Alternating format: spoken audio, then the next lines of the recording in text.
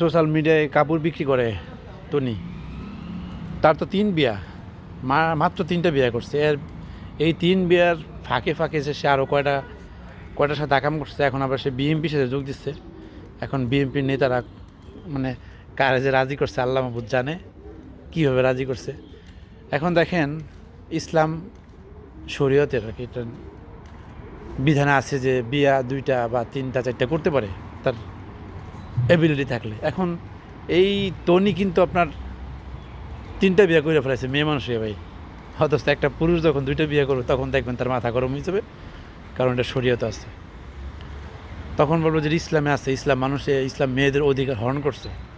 কারণ ইসলাম তো মেয়েকে 2 বিয়ের অধিকার দেয় নেই, বা 3 বিয়ের অধিকার দেয়নি, এটা দিছে শুধু পুরুষদের। তো এইটা সে করে ফেলাইছে 3 বিয়া।